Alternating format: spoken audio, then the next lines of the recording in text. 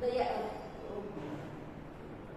ખરગોશોનો એવી રીતે આપણે 4 કમાની કરી હતી। ત્યારબાદ બીજું કાવ્ય હતું કે એક જગત એક લોક કે એક જગત એક લોક કાવ્યની અંદર આપણે જોયું કે ભગવાન પાસે આપણે પ્રાર્થના કરીએ છીએ કે આપણને બધાને સરખા સમાન રાખજો, બધાને સ્નેહથી રાખજો, એવી આખું આ કાવ્ય હતું બીજું આપણું। તો એમાં હતું એક જગત એક લોક સબકા હી એક મન, એવી રીતે આપણે કાવ્ય આપ્યું કે જે મેં ગીત પગવડાવ્યું હતું તમને અને આપણે એની સમજૂતી પણ આપેલી હતી કે આ દુનિયાની અંદર બધા લોકો સરખા છે અને બધાને સરખો ન્યાય અને માન અને સન્માન આપણને મળવા જોઈએ, એવી રીતે આપણું બીજું છે કાવ્ય હતું એ આપણે પૂર્ણ કર્યું। હવે આપણે નવો પાઠ શરૂ કરવા જઈ રહ્યા છીએ। પાઠ ત્રીજો છે સમજદાર નન્હી। નન્હી શું છે ખબર છે વિદ્યાર્થી મિત્રો? જો તમને દેખાય છે ચિત્રની અંદર આ શેનું ચિત્ર છે તમને ખબર છે? સરસ, એક બતક છે અને બીજું કોણ છે? વીછું છે। તો તમારે શું કરવાનું છે?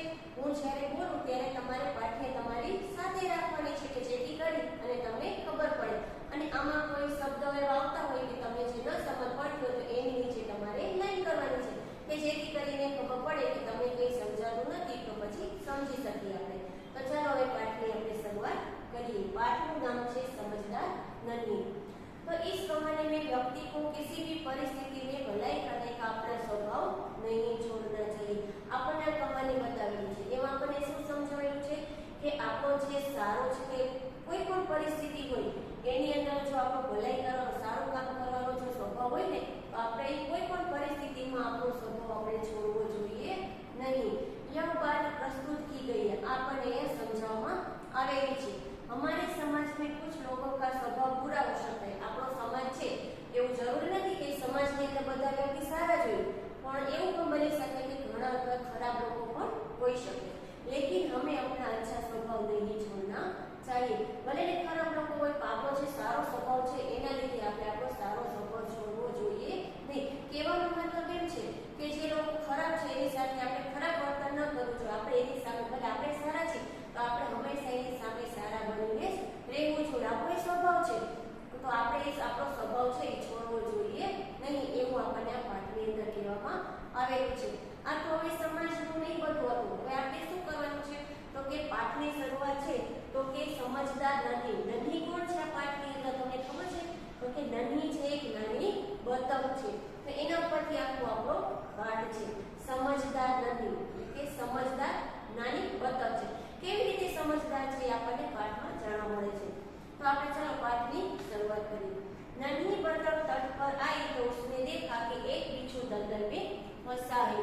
जो चित्રમાં દેખાડેલું છે કે નાની બતક છે એ તટ એટલે કિનારો કે જે તળાવનો કે નદીનો કિનારો હોય છે, તો કે નાની બતક છે એ તટ ઉપર કે કિનારા ઉપર આવે છે અને શું જોવે છે તો એક બીછું, બીછું એટલે વીછી, વીછી છે દલદલની અંદર ફસાયેલો હોય છે।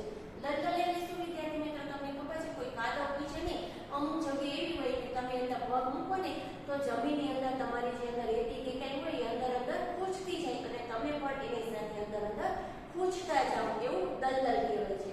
તો કે આની અંદર પણ કે જે નાની બતક છે કિનારો પર હોય છે ને તો શું જોવે છે તો એક નાનો વીછી હોય છે, શું હોય તો કે દલદલની અંદર ફસાઈ ગયો હોય છે। બીછુને નન્હી સે પ્રાર્થના की। પછી જ્યારે કે વીછી આમ તો જુએ છે પણ એને કોઈ નજર આવતું નથી, તો સામેથી એને નાની બતક આવતી દેખાય છે અને એને પ્રાર્થના કરે છે બહન મુझे बचा लो। પછી વીછી છે એ શું કરે છે નાની બતક પાસે પ્રાર્થના કરે છે અને એને કહે છે કે હું દલદલમાં ફસાઈ ગયો છું, તું મને બચાવી લે। નન્હી को उस पर दया आ गई। હવે આપણે આપણી સામે કોઈ એવી રીતે મુસીબતમાં હોય તો આપણે આપણો સ્વભાવ શું છે? સારું કામ કરવાનો, બીજાને બચાવવાનો આપણો સ્વભાવ છે। તો નાની બતકનો પણ સ્વભાવ એ છે કે બીજાની મદદ કરવાનો।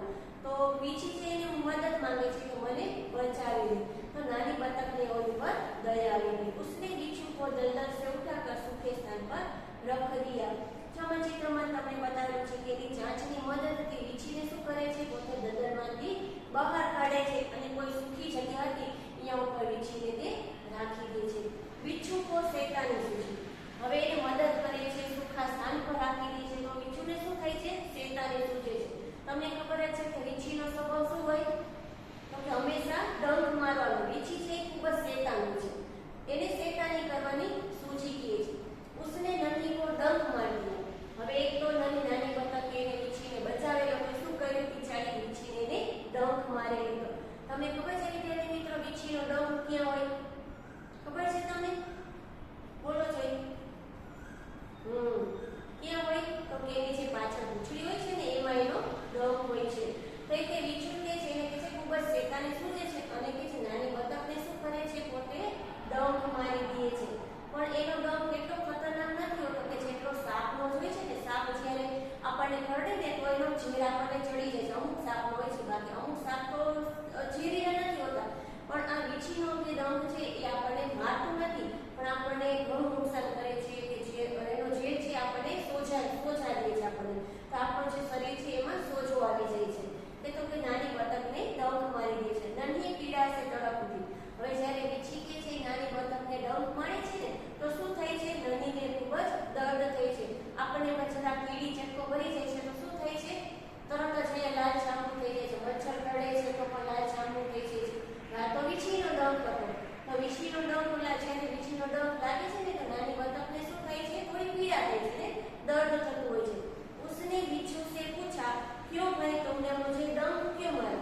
એટલે જેવું કે છે વીછી નાની બતકને ડંક મારે છે ને તો વીછી એ નાની બતક એને તરત જ વીછીને પૂછે છે, હા ભાઈ તે મને ડંક શું કામ એને માર્યો? મેં તો તારી જાન બચાવેલી, તો પણ તે મને ડંક મારી દીધો. વીછું લાપરવાહી સે બોલા. વીછું કે છે કઈ પણ કે છે અવાજ કર્યા વગર કઈ પણ કે છે કર્યા વગર જવાબ આપે છે. ક્યાં કરું ડંક મારના મેરા સ્વભાવ હે. શું હતું વીછીનો? ડંક મારવાનો એનો સ્વભાવ હતો. ભલે એની સાથે ગમે તેટલું તમે સારું કામ કરો પણ એનો સ્વભાવ શું હતો? ડંક મારવાનો. એટલે કે છે એને બચાવી લીધો, પણ એને વીછીને શું કર્યું? એને વીછીએ શું કર્યું? નાની બતકને ડંક મારી દીધો. શું કહે છે? પોતે જ કહે છે કે ડંક મારવાનો મારો સ્વભાવ છે. नन्ही बोली तुम यह गंदी आदत छोड़ दो, नहीं तो कोई मुसीबत में तुम्हारी रक्षा नहीं करेगा. નાની બતક કોઈ છે વીછીને સમજાવે છે કે તારી જે ગંદી એટલે ખરાબ આદત છે એ તું અત્યારે છોડી દે, નહીં તો તારી પર જો આવી પણ બીજી વખત મુસીબત આવશે તો કોઈ તારી મદદ કરશે નહીં. મેં તો કઈ તારી મદદ, પણ તું આવી રીતે કે કોઈ બીજી વખત મુસીબતમાં પડીશ અને કે છે તું એને ડંક મારીશ તો કોઈ બીજી તારી મદદ કરશે નહીં. તો કે છે કોઈ તારી જે ગંદી આદત છે તું છોડી દે અને કે છે મુસીબતમાં તારી કોઈ રક્ષા કરવા આવશે नहीं. वीछू उसकी बात अनसुनी कर आगे बढ़ गया. કે છે નાની બતકની વાત કે છે સાંભળી કે ન સાંભળી એમ કહી અને વીછી ત્યાંથી જતો રહે છે.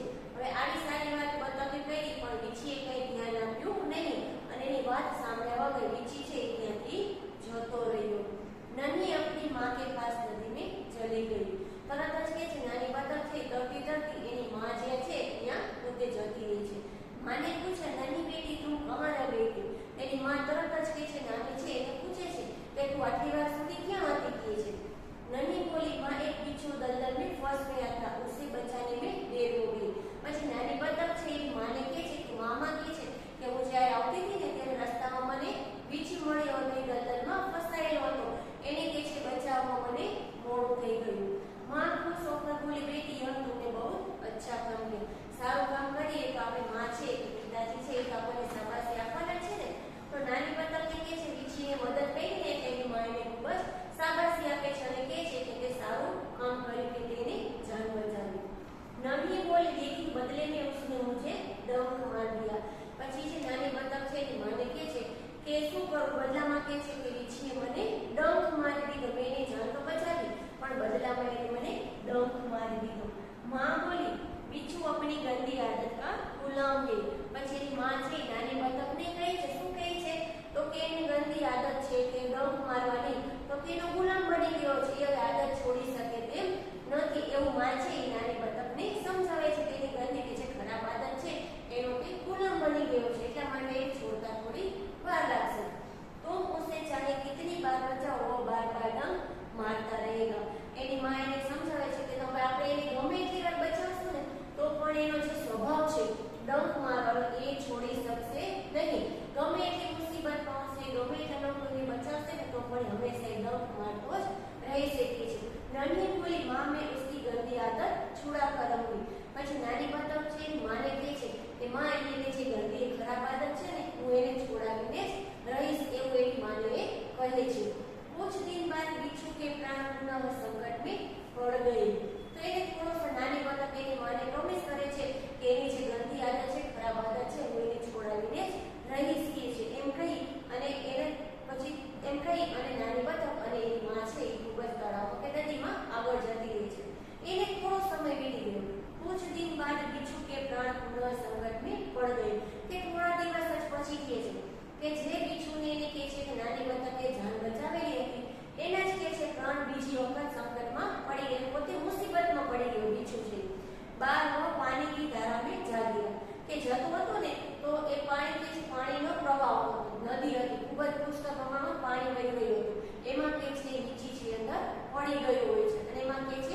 પડી જાય છે और डूबने उतारे लगा जेવો પાણીમાં પડે છે ને એવો વીછી શું થાય છે અંદર પાણીમાં ડૂબવા લાગે છે मौत सामने देखकर बिच्छू को डरने की याद आ गई પછી તો વીછીને શું યાદ આવે છે તેને આટલું બધું પાણી હતું ભરપૂર પ્રમાણમાં અને પોતાને ડૂબતો જોવે છે ડૂબતા જોઈને શું થાય છે મોત સામે આવે છે તો કે મોત સામે આવે છે ને તો એને કોની યાદ આવે છે તો કે બીછુની યાદ આવે છે કે બીછુ નાની બતક બીછુને કોની યાદ આવે છે તો કે નન્હીની યાદ આવે છે શું કામ એને તો કે એક વખત જ્યારે ગંદરમાં ફસાયેલો હતો ત્યારે એને કોને બચાવેલો હતો તો કે નન્હી એને બચાવેલો હતો અત્યારે બીજી વખત એના પર મુસીબત આવેલી છે એને મોત સામે દેખાય છે આજે એને નન્હી બતકની યાદ આવે છે નન્હી ને उसकी करुण पुकार सुन ली પછી એની યાદ આવતા શું કહે છે કે એને ખબર જ છે કે નાની બતક છે એ ક્યાં છે તે આજુબાજુમાં જ કે તરતી હશે તો તરત જ નન્હો ને નન્હી બતકને કે છે અવાજ દે છે અને બોલાવે છે નન્હી ને उसकी करुण पुकार सुन ली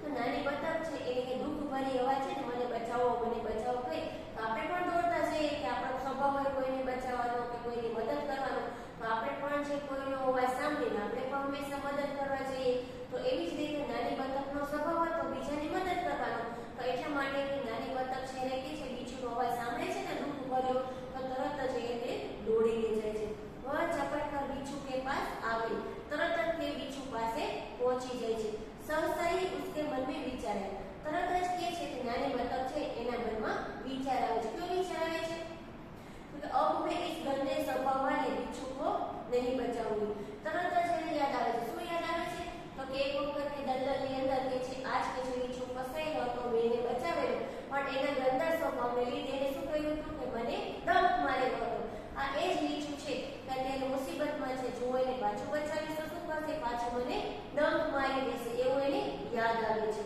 તો કે છે પોતે મનમાં ને મનમાં કહે છે કે આ ગંદા સ્વભાવવાળા બીછુને હું બચાવીશ નહીં બીછુ ગીડગીડાને લગા પછી તો નાની બતક વિચાર કરે છે કે હું આ વીછીને બચાવીશ નહીં એવામાં જ કે છે વીછી શું કરે છે તો કે ખૂબ જ ગીડગીડાવા લાગે છે મહેનત આજીજી કરે છે મને બચાવો એમ કહી અને નાની બતક પાસે ગીડગીડાવા લાગે છે બહન મુझ પર દયા કરો મારા ઉપર દયા કરો અને મને બચાવી લે એવું કહે છે જોરથી નાણું પાડતો છે નન્હી કા મન ડોલ ગયા નન્હીનો વિચાર બદલી ગયો પહેલા વિચાર કર્યો હતો કે હું કે છે આ વીછીને છે બચાવીશ નહીં શું કામ એને કે મેં એક વખત મદદ કરી હતી તો પણ એને મને ડંખ મારી દીધો હતો આજ વખતે પણ કદાચ બચાવીશ તો શું કરશે મને ડંખ મારી દેશે એવું વિચાર કર્યું હતું પણ કે છે જ્યારે વીછી કે છે ગીડગીડાવા લાગ્યો આજીજી કરવા લાગ્યો એને આવી બધું સાંભળી અને કે છે કે નન્હીનું જે મન છે એ પીગળી ગયું उसने सोचा हो सकता है वो अपनी गंदी आदत छोड़ देगी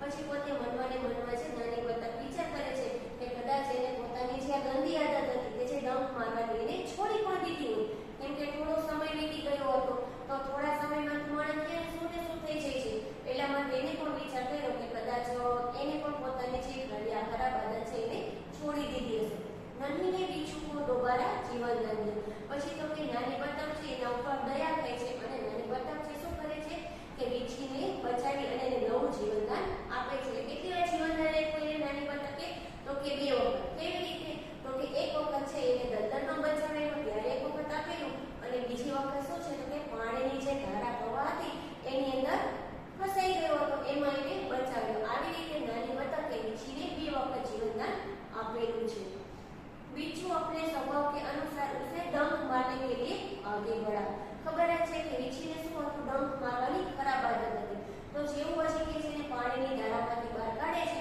તરત જ વીછી શું કરે છે આગળ જાય છે અને શું કરે છે નાની બતકને ડંક મારવાની કોશિશ કરે છે નન્હી इसका इरादा समझ गई નાની બતક છે એને ખબર પડી ગઈ કે આ વીછી આગળ શું કામને આવે છે તો કે મને ડંક મારવા માટે આવે છે નાની બતક છે એ સમજી જાય છે वह मुस्कुराकर बोली बीचू भाई टीठक क्यों गई डंक मारो પછી તે કહે છે નાની બતક છે એ ખૂબ જ મુસ્કુરાઈ અને બોલે છે કે જે તમે આકાશ